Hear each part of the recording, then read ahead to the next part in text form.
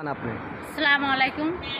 আমি এসেছি রাজশাহী বিভাগ থেকে চাঁপাইনবাবগঞ্জ জেলা জাতীয় সংসদ সদস্য ৯ আসনের মাথল প্রতীক।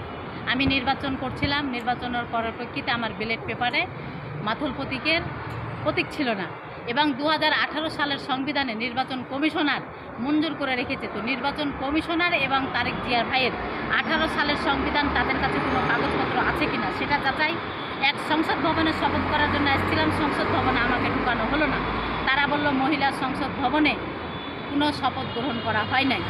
তারা মন্ত্রী এবং প্রতিমন্ত্রী হিসাব করেছে। তারা এমপি হিসাবে ভোট করলো, তারা আবার মন্ত্রী হলো কী করে? আমি এটা একটাই যাচাই করতে চাই। আরেকটা যাচাই করতে চাই, আমার ভোট হচ্ছে না ভোটে। গণ অভ্যুত্থানের 24শে জুলাই ছাত্র আন্দোলনের যেগুলো 10ম গ্রেডের নার্সিং কর্মকর্তা আছে সেই ভোটটি আমার। বিদেশ থেকে যেগুলো রেজিস্ট্রেশন হয়েছে সেই ভোটটি আমার। এবং থাকা জায়গায় যেগুলো সিল মারানো হয়েছে সেই ভোটটি আমার। এবং বাংলাদেশে যদি কোনো না প্রার্থী থাকে তাহলে সে ভোটটি কাটাকাটি নির্বাচন কমিশনার করবে। আর যদি না থাকে তাহলে এগুলো যাচাই বাছাই করে নির্বাচন কমিশনার আমার ভোট প্রার্থী হিসাবে আমাকে সংসদ সদস্য ঢোকার জন্য, আমার অগ্রাধিকার দেওয়ার জন্য আমার গাড়ি এবং আমার বাড়ি কনভার্সন একটা গাড়ি বের হয়েছে সরকার থেকে, সেই গাড়িটা হচ্ছে আমার। সেটা গাড়িতে যদি অন্যজন চড়ে এবং সেই গাড়িতে চড়ে যদি নেগেটিভভাবে ভ্যাচুয়ালভাবে বাংলাদেশ নির্বাচন কমিশনার যদি রায় দিয়ে থাকে তাহলে বাংলাদেশে আমরা সোনার বাংলাদেশ গড়াতে পারবো না। বাংলাদেশে আমাদের ঝুঁকিপূর্ণ হয়ে যাবে। আমরা দুর্নীতি অনেক করেছে, দুর্নীতিকে দেখতে চাই না এবং দুর্নীতির সাথে আমরা হাতও মিলাতে চাই না। বাংলাদেশে আজকে দুর্নীতি আছে বিদায় দুর্নীতির সাথে আমরা সমস্ত এমপিদের বাংলাদেশ থেকে বিতরিত করেছি। আমাদের প্রধানমন্ত্রী কিছু ভ্যাচুয়াল করছিল, তাকেও বিতরিত করা হয়েছে।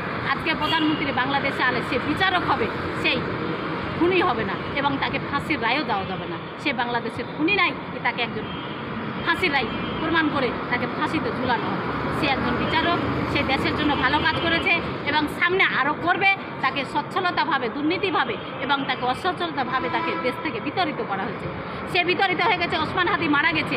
ওসমান হাদি বলি নাই যে আমি মারা যাওয়ার পর আমার প্রতিশোধ নিও। জনগণ কেন তার প্রতিশোধ নেওয়ার জন্য আহ্বান করছে? তাহলে যে আহ্বান করছে তার আহ্বান অনুযায়ী 2018 সালের সংবিধানের বাংলাদেশ গেজেট থেকে তাদের কোনো পদের নাম আছে কি না আমি সেটুকু দেখতে চাই। আরেকটা কথা বলতে চাই, ওসমান হাদি মাত্র 1.5 বছরের ওনার রাজনীতি। উনি একটা গরিবের ছেলে। সেই গরিবের ছেলে রাজনীতি চালাতে গিয়ে তাকে টাকা দিয়ে উৎসাহ করেছিল কেউ। যে উৎসাহ করেছিল তাকে আগে গ্রেপ্তার করতে হবে। সে নারী, সে পুরুষ মানুষ, সে একজন স্টুডেন্ট। তার উৎসাহ না পালে সে কোনোদিন রাজনীতি করতে পারতাম না এবং মঞ্চে উঠে প্রধানমন্ত্রী ভ্যাচুয়াল ভাষণ দিতে পারত না। তাই আমি একজন নেতৃত্ব হিসাবে এবং আমি একজন নাগরিক হিসাবে এবং সংসদ সদস্য মহিলা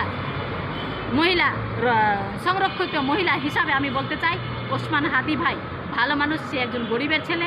তাকে যদি খুন ধরতে হয়, তার বিচার যদি করতে হয় বাংলাদেশের মাটিতে, তাকে কে টাকা দিয়ে উৎসাহ করেছে তাকে আগে গ্রেপ্তার করতে হবে, পরে খুনিকে করতে হবে। এই বলে আমার বক্তব্য পেশ করলাম। আমি যদি কিছু বলে থাকি বক্তব্যের মাঝে